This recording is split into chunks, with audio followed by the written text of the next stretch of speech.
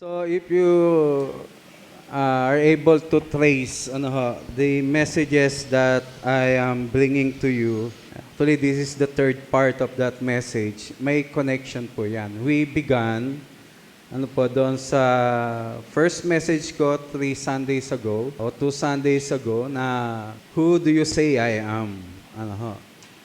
Sa category po ng theology, pumapasok po ito doon sa Christology. Christology is studying about Jesus or the Christ. At kung natatandaan pa rin po ninyo, ay Jesus Christ was interested in hearing from His disciples kung ano ba ang sinasabi ng mga tao tungkol sa Kanya. Then He goes on to a personal level, asking the disciples na, how about you? Sa inyo, who do you say I am? And then Peter answered, ang sabi niya, you are the Christ, the Son of the living God. And the Lord Jesus Christ told him na hindi yan ipinahayag sa iyo ng tao, kundi ipinahayag yan sa iyo ng Diyos Ama sa langit. So, with this, napakahalaga na meron tayong personal na pagkakilala kung sino ba si Jesus. Amen? In Acts chapter 4, verse 12, ang sabi doon, walang ibang pangalan sa silong ng langit na sukat na ikaligtas ng bawat tao, kundi pangalan lamang ni Jesus. Everybody say Jesus. So, wala pong ibang pangalan. Kaya nga, sabi ni Paul, if you confess with your mouth that Jesus is Lord, you will be saved. Amen? So, yun po yung makikita natin, na napakahalaga na ikaw mismo, meron kang personal na pagkakilala. Pag sinabi kasi sa Bible na personal knowledge o personal experience, it is all about experiencing Jesus in your life. Pag sinabing kilala mo ang Panginoong Hesus, ibig sabihin nararanasan mo siya sa iyong buhay. Then, I concluded with that topic about Messiah. Kasi importante yung kasunod ng pangalan ni Jesus yung Christ. Sa Hebrew, Mashiach. Diyan po kinuha yung pangalang Messiah. Sa Tagalog, Kristo. It was, what? Yung meaning po kasi ng Christ, Messiah, Mashiach ay anointed one. Pinahiran ng langis. Then I go on telling you na Jesus Christ fulfilled everything what an anointed person should be. Okay, sa Old Testament kasi, there are three key offices leading God's people na ina-anoint. That is first the king, ikalawa yung prophets, at yung ikatlo ay yung mga priests, mga saserdote. Silang lahat ay pinahiran ng langis ng Panginoon for the purpose na ang bayan ng Diyos ay manatili at maibalik sa kaugnayan sa Diyos. But all throughout the history, sabi ko nga po, only few of them did good in performing their offices and calling bilang anointed one. Pero sa kabuuan, they all failed. Kaya nga, sa panahon ni Isaiah, panahon ng mga prophets, the Lord's remedy, great and final remedy to bring the people back to Himself, ipinrapisay na. And that is the prophecy about Jesus Christ. Amen? Kaya nga nung si Jesus ay pinanganak, even the name of Jesus, ang ibig sabihin po, for He will save His people from sin. Because sin separated us from the Lord. So ililigtas tayo ni Jesus na siyang Messiah, na siyang Kristo. Jesus, the Christ. So, lahat ng failures ng priests, prophets, and kings in the Old Testament, they failed Hindi nila napanatili o naibalik ang bayan ng Diyos sa magandang kaugnayan sa Kanya. The finality, the accomplishments of all these things na gusto ng Diyos sa Kanyang bayan, in fact, pagdating ni Jesus Christ, He was rejected by His own people. And that opened a way for we Gentiles na magkaroon ng kaugnayan sa Kanya. Kaya nga pagdating sa New Testament church, it is not exclusive sa mga Hebrew people, sa mga Jewish people. Kung hindi, na-open ito sa Gentiles. Kaya nga pagdating sa gospel na ipinapangaral ni Paul, sinasabi niya, wala ng Hudyo, wala ng Griego. Ito ay para sa lahat na. At kasama na tayo doon sa pagliligtas ng Panginoon. Amen? Then I preached to you about the failures of the priests. Yung priest kasi supposed to be standing, mediating before God to men. Okay? And standing for men, papunta sa Panginoon. Sila'y namamagitan. Pero nakita natin na dumating sa punto ng kasaysayan ng Israel, even yung templo na dapat ay exclusive lamang kay Yahweh, exclusive lamang kay Jehovah, sa Diyos Ama, nilagyan nila ng napakaraming idols. Tapos may mga secret chambers pa. At yung secret chambers, andoon, representing the whole land, di ba? Yung 70 elders, 72, if I'm not mistaken, 70 elders, na meron silang kani-kanilang Diyos na sinasamba doon. Just imagine, inside the temple na kung saan dinisenyo para sambahin ang Diyos lamang, nag-angkat sila ng iba't ibang ribulto, iba't ibang mga Diyos-Diyosan, at bawat leader representing the whole land of Israel, pinakikita doon na wala na talagang tumawag sa Panginoon. Kaya nga pagdating kay Ezekiel, as I shared to you, yung unang bahagi po niyan ay nagsasabing umalis ang presensya ng Diyos sa kanyang bayan. Pero may promise doon sa second part, yung sinabing Jehovah Shammah. The Lord is there. Lagi nilang kasyama. Diba? Ibig sabihin, magbabalik ang Diyos. And that is through our Lord Jesus Christ. That's why, ang pangalan ni Jesus Christ, tatawagin din siyang Emmanuel. Which means, anong pangalan ng Emmanuel? God is with us. Amen. Ngayon, pupuntahan natin yung isa pang anointed one and how these anointed ones, in the Old Testament, the prophets failed in this area. And how it is to us, ano ba yung relevance at lesson na makukuha natin dito? Okay? Let's pray. Lord, we thank you for this moment that we will be hearing once again from you. Lord, bigyang liwanag mo ito sa amin. Especially yung pagkakilala namin kay Jesus na bugtong na anak at tagapagligtas namin, Panginoon. Dahil ito'y napakahalagang aspeto ng aming pananampalataya, ng aming paglilingkod, ng aming paglakad. Father God, cover this place with your holy presence, and we ask your Holy Spirit to powerfully move in our midst right now. Father, tanggapin mo ang papuri, salamat. Ito ang aming panalangin sa pangalan ni Jesus. Amen. Amen. Kaya nga ang title ng ating message is The Voice of God. In Deuteronomy chapter 18, verse 18, ito po yung masasabi na mababasa po natin dyan. I will raise up for them. Kausap ni God dito, si Moses. I will raise up for them a prophet like you from among their fellow Israelites. And I will put my words in his mouth. He will tell them everything I command him. By the way, sabi ko nga, kung ite-trace po natin yung aking mga mensahe, una, doon sa title natin, Who Do You Say I Am?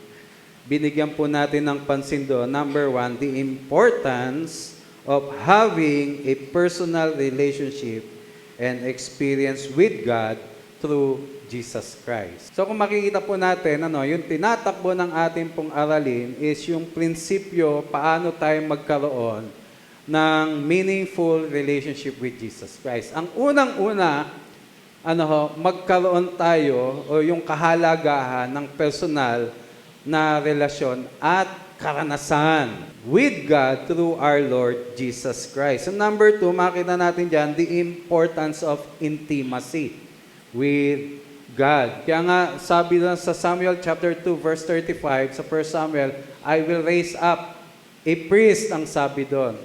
A faithful priest. Yun ang title natin last Sunday, di ba? A faithful priest. Sino yung faithful priest? Hindi yung priest na faithful lamang sa kanyang ginagawang tungkulin. Hindi siya faithful lamang kasi punctual siya sa mga gawain. Ang faithful priest, sabi doon, siya na tumatanggap at gumagawa ng mga bagay mula sa aking puso. So, ang faithfulness pala, yung ikaw ay gumagawa ng mga bagay mula sa puso ng Diyos. Mula sa isipan ng Diyos. Mula sa panukala ng Diyos. And this is the secret para hindi ka ma-burn out. Alam niyo bakit kayo nabe-burn out sa ministry? Ang isang dahilan doon, yung ginagawa mo, wala kang katiyakan kung nalulugod ba ang Diyos doon. Pero while you know and confident that God is taking joy to what you are doing, that joy of the Lord will be your strength. Amen. Alam niyo kailan minention yung words na yon? The joy of the Lord is my strength. Kailan yon? Sa Nehemiah yon, when they were building the walls. Nakakapagod yon. Bawat pamilya, bawat individual, babae, lalaki, sila ay tumutulong sa pagbibuild ng walls. Buti sana kung yung pagbibuild lang ng walls ang kanilang iniisip, mayroong mga tangka laban sa kanila doon. May mga banta na sila ay pupuksain at guguluhin. Kaya nga meron doong time, yung isa, kamay, gamit niya yung pang-build. Siguro naghahalo siya ng simento or what. Tapos yung isang kamay niya, may hawak na weapon against the enemy. Pero ba't hindi sila napagod? Kasi alam nila, building the walls of Jerusalem, yung bagay na ikinagagalak ng Panginoon. Kaya ang sabi ni Nehemiah, for the joy of the Lord is our strength. Kaya nga yun ang dapat natin saliksikin. That in everything we do, we should have the confidence that God is taking joy of what we are doing. And because of that, kahit nakakapagod, lumalakas ka. Amen? Diba yung mga mangingibig, yung mga lover, kahit hirap na hirap sila, na gawin ang isang bagay, for example, pag-iipon para may mairegalo sa kanilang minamahal. Animoy yung pagpapagal ay nawawala kapag yung regalo na ibinigay nila, ikinatuwa ng kanilang minamahal na tumanggap ng regalo. Tama po ba? Nawawala yung pagod. Amen. The more you know that God is taking joy to what you are doing, lalo kang lumalakas. Napakahalaga na maging faithful tayo sa Panginoon, hearing His words, knowing His heart and mind. And that speaks about the importance of intimacy with the Lord. Amen. Kaya yung number 2, yung message last Sunday is all about you and my intimacy. Yours and my intimacy with God. Individual po yan. Kahit yung asawa ko, very intimate sa Panginoon, cannot guarantee that I have an intimacy with God. So, individual po yan. So, the importance of the intimacy of God. Kaya nga, sabi ko po, do not replace your intimacy with God with your activity. Magkaiba po yung intimacy sa activity. And your activities cannot directly say or necessarily mean that you are intimate with God. Kasi maraming mga tao, they are busy sa mga activities, pero walang intimacy. Kaya nga ang resulta nun, pagkapagod, resulta nun, pagreklamo. Nakita niyo si Martha at si Mary? All the Marthas are busy doing things. Kaya nga nagmamaktol siya. Panginoon, ayaw mong tutusan niya ang kapatid kong yan eh. Nakatunganga lang sa iyo eh. Sabi ni Jesus Christ, mas pinili ni Mary yung mas lalong mahalaga. And that is to sit down. That is to be intimate with me. Amen. So mahalaga po yun. Now, makikita natin dito, talking about the anointed of God in the Old Testament, the prophets. Ito po yung pinakapaksa natin, the importance of having the Word of God. May 4 po kayo sinulat dyan. Babasahin po natin ng madalian. And to shorten also, kayo na yung magbuklat ng mga talata sa Biblia. Pag sinabi pong prophet, a prophet is a person chosen and called by God to be His spokesperson. Amen? Conveying His will. Hindi lamang will, yung kanyang warnings, promises, and revelations to individuals, nations, or a people of Israel. So, yun po yung konteksto ng propeta sa Old Testament. They are the one chosen by God. Chosen to what? Speak about God's word to His people. Conveying His will. Kaya nga may mga warnings. Later, makikita natin. Kung paanong si Mikaya ay sinakdal at ikinulong because he was speaking opposite to other prophets' messages. Later on, makikita po natin yan. But, ang propeta, number 1, is spokesperson of God. Number 2, receiver siya ng divine revelation. Number 3, role niya was, as a watchman or messenger. And number 4, sa Old Testament po ito often rejected or persecuted. Kaya nga when Jesus Christ stood up, ang sabi niya, pinatay ninyo ang mga propeta mula kay Abel hanggang kay Zechariah. Pupuntahan po natin yan mamayang onte. So the point is, may mga propeta na talagang nagbuwis ng kanilang mga buhay, pero napakaraming mga propeta na tinalikuran ang Diyos na instead na sabihin nila yung mga mensahe ng Panginoon, they speak other things. So yan po yung 4 na bagay na gusto kong makita. A prophet in the Bible is a person divinely appointed to speak on God's behalf, revealing His will, warning of judgment, calling people to repentance, and sometimes foretelling future events, all through divine revelation and inspiration. So, yan po yun. Not so important yung mga bagay niya. Pero gusto ko lang makita sa inyo, ano ba yung role na ginagawa ng mga propeta noon. Pero ang tanong ko po sa inyo, may propeta pa ba ngayon? Pwede ko bang sabihin, I am a prophet? Ang sabi ni Jesus Christ, hanggang kay John the Baptist na lang ang mga propeta. Ngayon, paano nagpapahayag ang Diyos sa atin ngayon? Pamagitan ng Biblia, may Bible po kayo. Yung binabasa mo araw-araw, doon nagpapahayag. That's the complete revelation of God. Amen. Ang ganda ng pangalan ng church natin di ba? Christian na, may Bible pa. Hello, South City Homes, Christian. Wow, Bible Church. Kaya lang, walang dalang Bible. Okay, punta natin yung isang senaryo. Sa isang pangyayari, how many prophets stood doon sa kanilang mga pangaral na mali and how one prophet really speak the truth of God. In 1 Kings chapter 22, mahaba ito mahaba po ito, pero please bear with me. Pero ikukwento ko po sa inyo to make it short. Sa chapter 22 verse 1, 1 to 40 po ito Sa verse 1 sabi, for 3 years there was no war between Aram and Israel. Wala pong digmaan. During that time, divided na po yung kingdom. Meron pong kingdom, yung Israel, na-divide po yan. Yung southern kingdom, yung Judah, and the northern kingdom, yung pong Israel. Okay? Sa southern kingdom, si King Jehoshaphat. Sa northern or Israel kingdom ay si King Ahab, an evil king.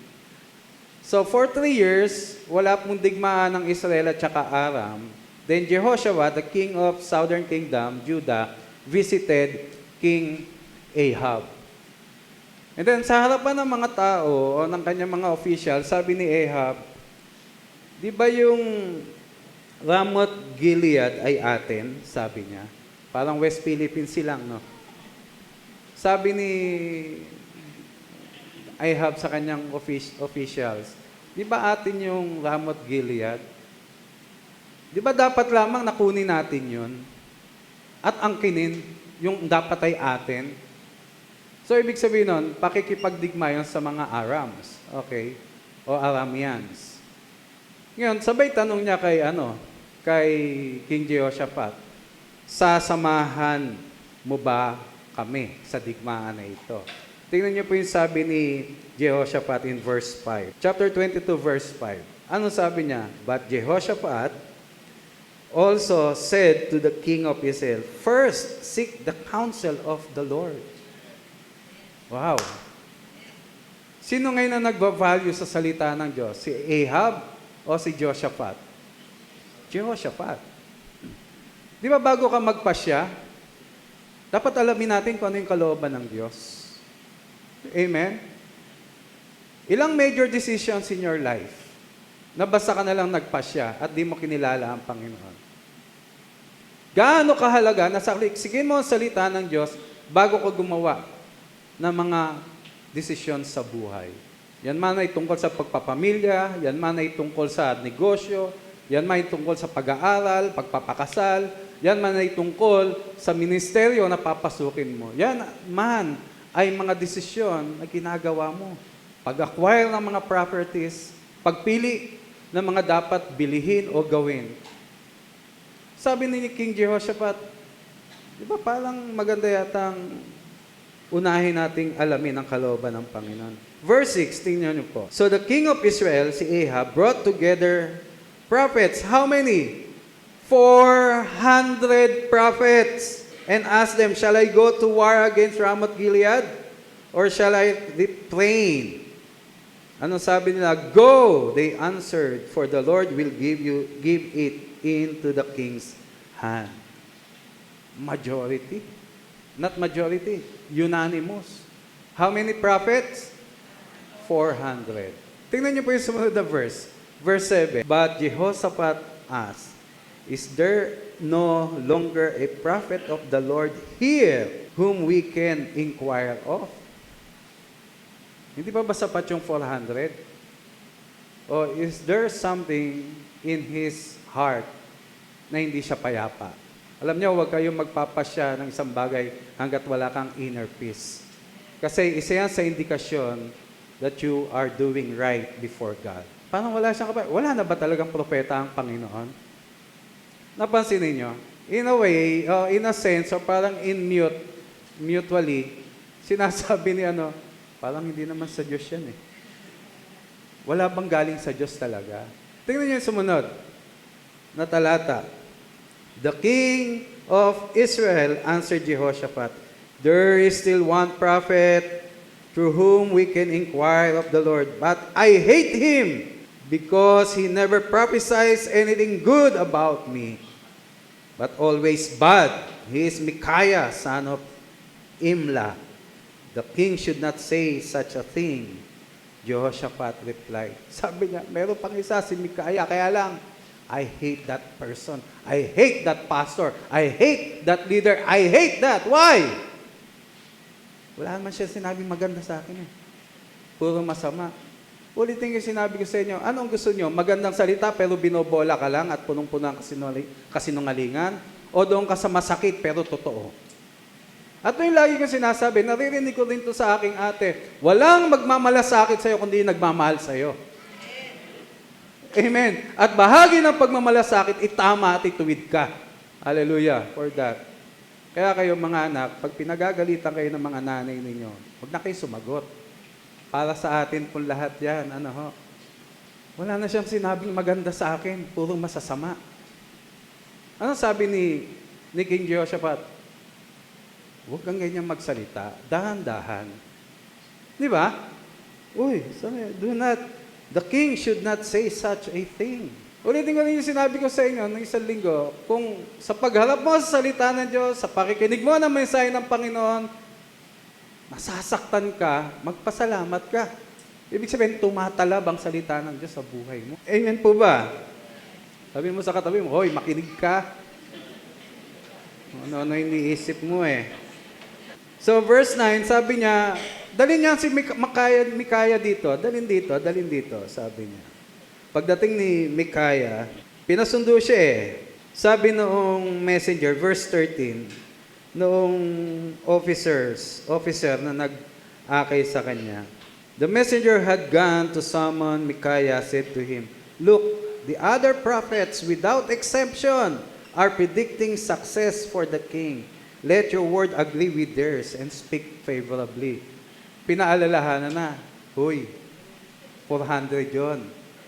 At lahat ng sinabi nila, okay. Kaya kung ako sa'yo, mag-agree na lang ako. I believe, yung sumunod na talata, sinabi niya to with sarcasm.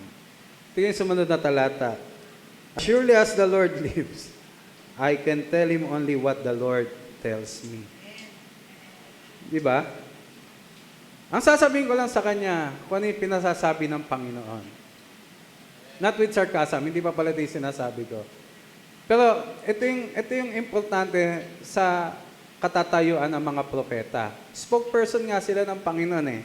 Tama po ba? And then, sa pagpapatuloy, verse 15, when he arrived, ito po yung sinasabi ko, the king asked him, Micaiah, shall we go to war against Ramoth Gilead or not? Ano sabi niya? Attack and be victorious, he answered, for the Lord will give it into the king's hand.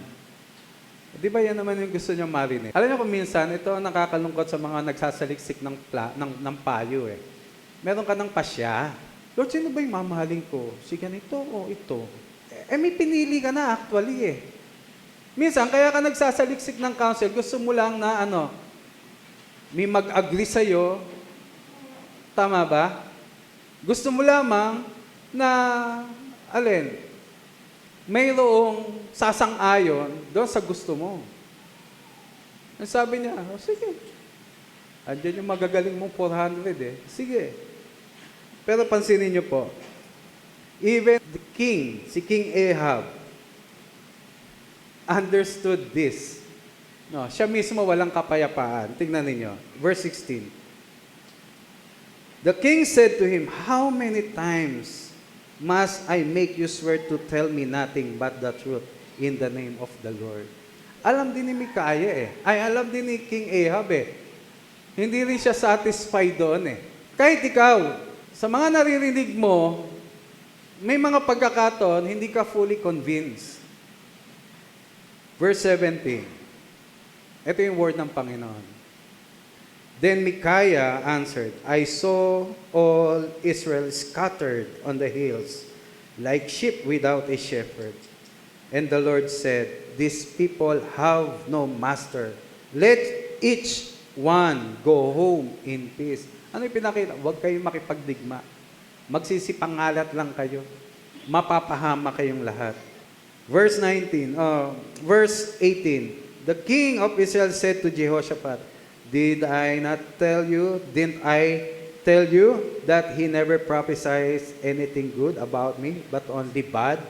Kinondisyon niya yung kanyang sarili na paligiran ng kasinungalingan, na paligiran ng mga maling propeta, kung kaya yung mga totoo at against sa kanyang gusto, hindi na welcome yon sa kanyang pandinig. Okay, to cut it short. Verse 23. So now the Lord has put a deceiving spirit in the mouth of all the prophets of yours. The Lord has decreed disaster for you. Yun ang sabi niya. Pinaligiran ka. Hindi ka sensitive sa inner voice. Hindi ka sensitive sa boses ng Diyos. Verse 24. Tingnan yung ginawa ni Zedekiah. Then Zedekiah, son of Kenaana, went up and slapped Micaiah in the face. Which way did the spirit from the Lord go when he went from me to speak to you? Sabi ni Micaiah, you will find out on the day you go to hide in an inner place. Parang ganito sabi ni Zedekiah, sinampal, bastos ka, lapastangan ka. Hindi ba nangusap ang Diyos sa akin? Mali ba yung sinasabi namin na magtatagumpay ang hari? Ano sabi ni Micaiah? Nanuntok din ba si Micaiah? Rumes ba? No. Maiintindihan mo kapag ka nagtatago ka na dahil napanganib na ang buhay mo. He was consistent to his word. Even you prophets will not be spared. At doon mo marirealize, mali ang pinangahawakan mong katuruan, mali ang pinangahawakan mong paniniwala, mali ang sinasabi mong galing sa Diyos. Pag naandun ka na sa sitwasyon na nagaganap na yung sinasabi ng Panginoon sa akin, doon mo marirealize. Alam niyo, nangyari, ipinakulong si Mikaya. Ikulong yan. Sige, painumin niyo at pakainin. At pagbalik ko galing sa digmaan, makikita niyan. Sabi niya. Mark my words, ang sabi. Sabi ni Mikaya, declared, if you ever return safely, the Lord has not spoken through me. Then he added, mark my words, all you people. Kung makakabalik ka ng buhay, dahil hindi nagsalita ang Diyos sa akin. Ngayon, pumunta na sila sa digmaan. Nag-strategize si King Ahab. Sabi niya kay King Jehoshaphat, ikaw ang lumaban, ikaw ang pumunta sa labanan, at ang suot mo, bihis ng hari. Ako magdi-disguise. Magsusuot ako na parang karaniwang soldier. Pero nagpasiguro siya. Okay, how many ba yon? 32 commanders nagpaligid sa kanya. Sabi kasi nung king of Aram, he ordered 32 chariot commanders, do not fight with anyone, small or great, except what? The king of Israel. Sino lang ang target? King of Israel. Kaya nga, yung pagkaka-disguise, effective. Kasi ang hahabulin nila, si King Jehoshaphat na naka-robe ng king. So, ayan na yung labanan. Ito namang si King Ahab, nakasuot siya ng full armor. Alam niyo yung nangyari? Verse 34, but someone drew his bow at random. At random, walang, hindi sinipat, wala, at random. Pinakawalan niya yung kanyang palaso. And hit the king of Israel, saan? Between the section of his armor. Hindi ko alam kung saan, baka malamang dito. Pero nag-unat siyang bigla, tapos random, tugug. Kaya sabi niya doon sa kanyang mga ngabayo, umalis tayo dito. Wounded ako, badly. Doon na siya namatay sa chariots na yun. Naglaho ba yung salita ng Diyos sa propeta? Kakatuwa yun, random na nga yung napasama pa nung nag-unat. Hindi tsamba yun. Ang sinabi ng Panginoon, hindi ala tsamba sa buhay mo. Tutuparin niya yun at tutuparin. So ano makikita po natin dito? Outnumbered. Ang nagsasabing na propeta ng kanyang katotohanan. 400 verses 1. Kaya nga in Jeremiah chapter 23 verses 16 to 17, this is what the Lord says. During the time of Jeremiah, same scenario pa din. Do not listen to what the prophets are prophesying to you. They fill you with false hopes. They speak visions from their own minds, not from the mouth of the Lord. They keep saying to those who despise me, the Lord says, you will have peace. And to all who follow the stubbornness of their hearts, they say, no harm will come to you. Sa panahon ni Jeremiah, ito rin ang sabi ng Panginoon. Maraming mga bulaan. Alam niyo mga kapatid, hindi lahat ng nasa social media makakatulong sa pananampalataya. Kaya careful in posting. Careful in receiving. If your spirit is weak, if you are far from the Lord and the Word of God, you will be deceived easily. Ito ang sabi ng Panginoon, do not listen to the prophets prophesying to you na nagbibigay sa iyo ng false hope. Chapter 23 pa rin, verse 21, anong sabi? I did not send these prophets, yet they have run with their... I did not speak to them, yet they have prophesied. Punta natin yung panahon ni Jesus Christ. Chapter 23 ng Matthew, verse 35. Ano sabi niya? And so upon you will come all the righteous blood that has been shed on earth, from the blood of righteous Abel to the blood of Zechariah, son of Berechiah, whom you murdered between the temple and the altar. Pinatay nila ng pinatay yung mga mabubuting propeta na nagsasabi ng totoo. Si Isaiah, si Jeremiah, inilagay po yan sa malalim na balon. Pinahirapan nila ang mga propeta. Si Zechariah, pinatay po yan ng hari. Next week, titingnan natin po yung kasaysayan na yan.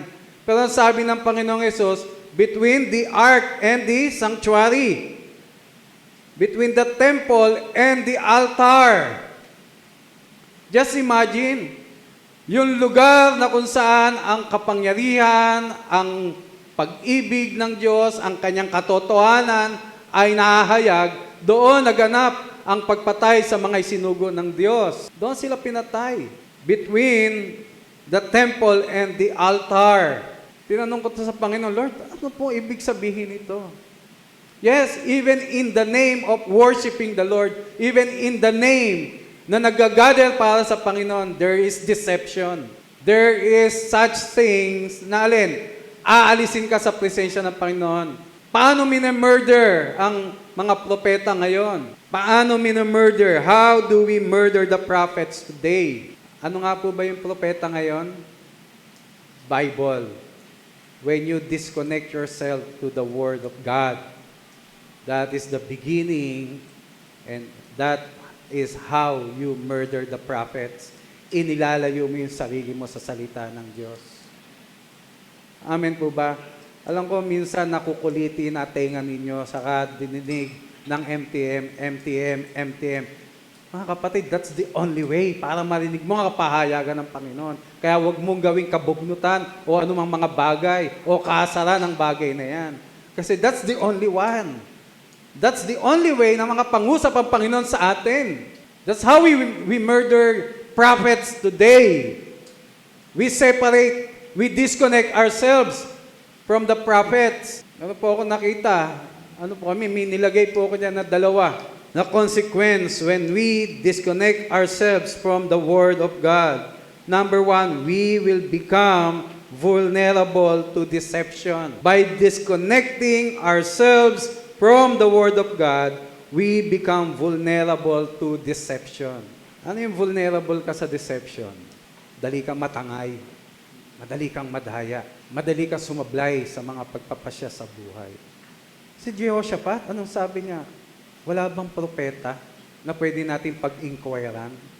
Anong sabi ni Jehoshaphat? Hindi ba po pwedeng tumawag muna tayo sa Panginoon? That is honoring the Word of God in our life. By disconnecting ourselves from the Word of God, we become vulnerable to deception. Number two, we lose our spiritual direction.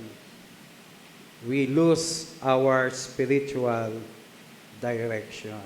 Alam niyo naman yan eh.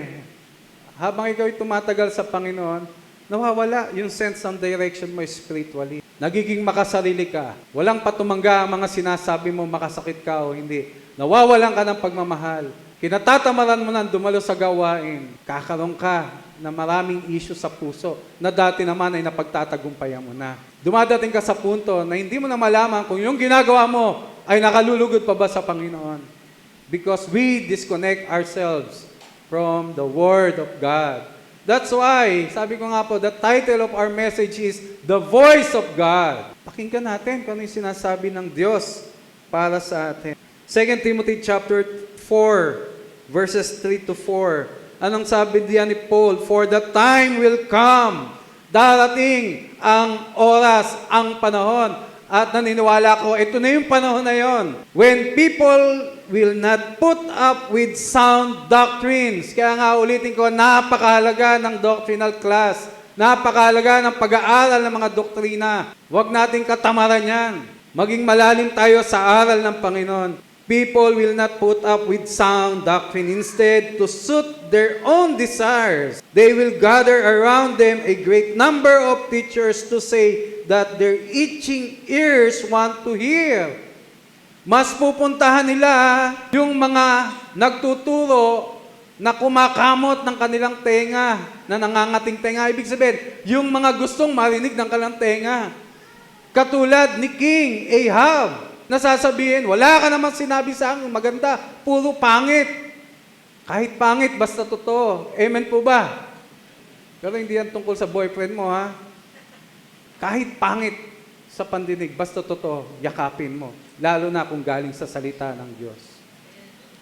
Amen po ba? They will turn their ears away from the truth and turn aside to, saan sila papunta? Myths. Walang biblical references. Nagko-quote nga, mali naman ang konteksto. Mas magagaling pa ba tayo sa scholars nung panahon na itinranslate ang Bible, especially doon sa punto na nagkaroon ng Septuagint from Hebrew, i-transfer sa Greek. Mga scholars po yun sa Israel na kinuha po ng emperor na si Alexander the Great. to translate the Bible. Mas magaling pa ba tayo doon? Mas magagaling pa ba tayo doon sa mga nagpakadalubhasa? Kaya nga babaling tayo doon sa mga myths. Kaya be careful, mga kapatid. Lastly, in 2 Timothy chapter 16 hanggang 17, alam na natin ito. Ano po ang sabi diyan? All Scripture is God-breathed. God-breathed. Ang kahambing po niyan, pag sinabing hininga ng Diyos, ang kahambing po niyan is when God created man. Nung nilikha niya yung tao, He breathed into his nostrils. That breath, that gives life. Yung hininga na yon, yun yung nagbibigay buhay. Amen. Ang lahat ng kasulatan, sabi niya, ay hininga ng Diyos. Kaya nga kapag ka nagbabasa ka ng Biblia, nilalanghap mo, tinatanggap mo yung buhay. Do not disconnect yourself sa salita ng Diyos. As much as possible, every day, bukod sa iyong MTM, basahin mo rin yung history. Basahin mo rin yung salaysay. Basahin mo from Genesis hanggang Revelation. Magplano ka. Magkaroon ka ng goal. That this year, Lord, I want to read the Bible cover to cover. Bukod doon sa MTM mo, sa mga umiidad na. Minsan humihina memorya natin Tama po ba? Yung kuya ko na-stroke. Ang stroke niya, yung pagiging paralyzed niya, hindi physical. Doon sa brain niya, naaapektuhan yung memory niya. Nung dumalo kami ng aking asawa, sabi ko, Tol, ba't di mo subukan magbasa ng Biblia mula ngayon? And I believe, may kapangyarihan pa rin ang salita ng Diyos, kahit physical mo pagagalingin ng Panginoon. Simulan mo mag-memorize ng mga talata. Sa ating pong mga umiidad na, T4 na ako ngayon Kaya na magdagdag sa simula, pero T4 na ako. Gusto ko yung 24, yan, 34, okay yan.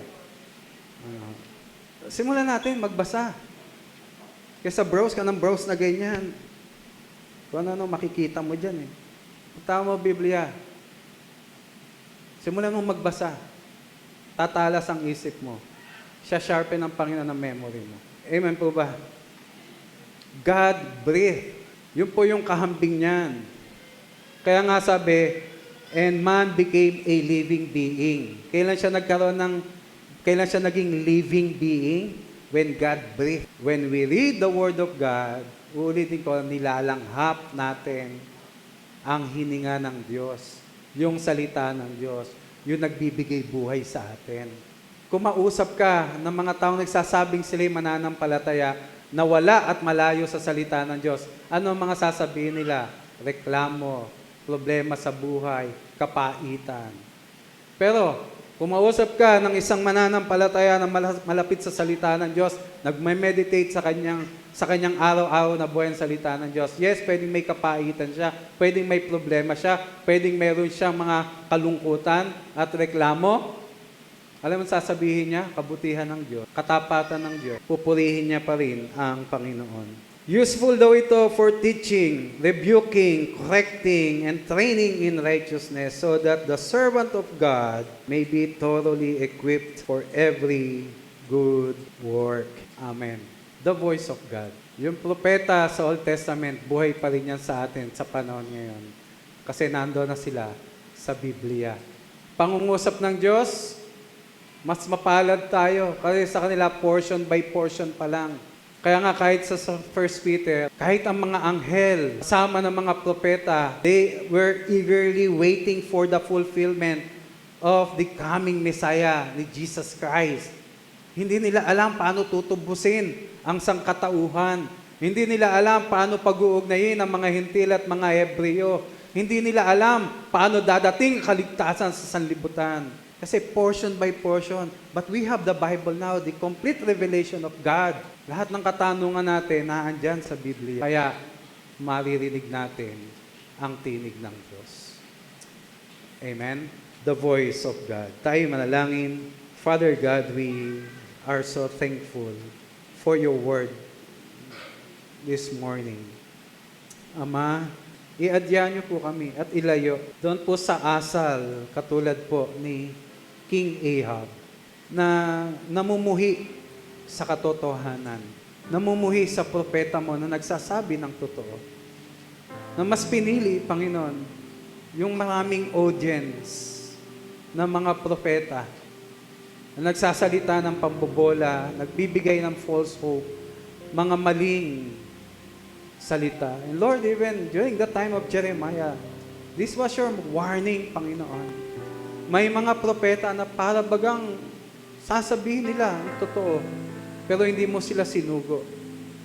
But Lord, if there's something, or there's one thing, Lord, na kami dapat ipagpasalamat, we have the Bible, the complete revelation ng iyong plano, ng iyong pagliligtas, ng pagsugo mo kay Jesus na aming tagapagligtas, who completed and accomplished everything that you have spoken to us.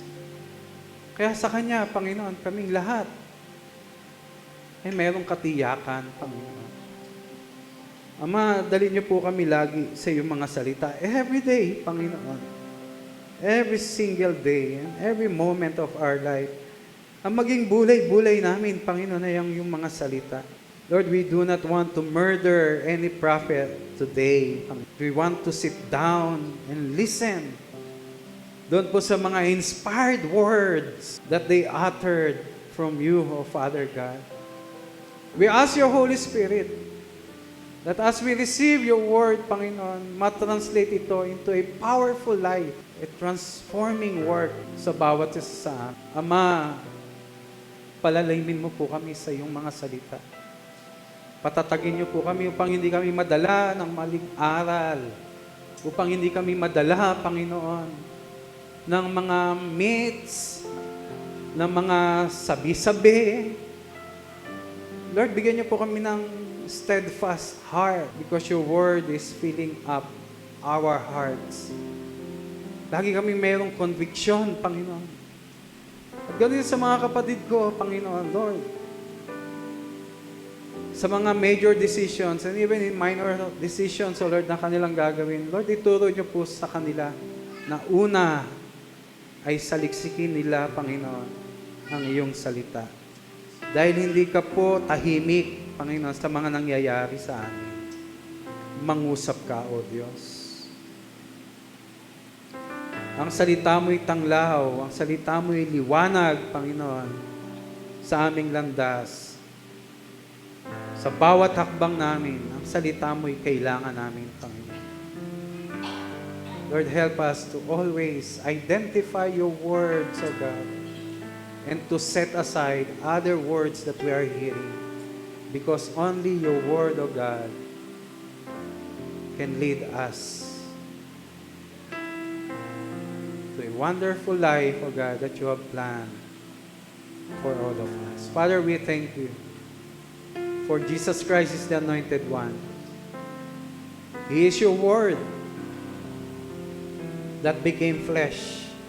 Your Son, Jesus, is the Christ, the Messiah, the Anointed One. And only by Him, Lord, kakaroon kami ng pagtatagumpay, ng tunay na kaligtasan. Only by Him, Lord, sa Kanya namin maranasan ang tunay na kapanatagan at kapayapaan. Father, thank you, God, for everything. We magnify you, Lord. In the name of Jesus, we pray. Amen. Good morning po. Palakpakan natin ang Panginoon.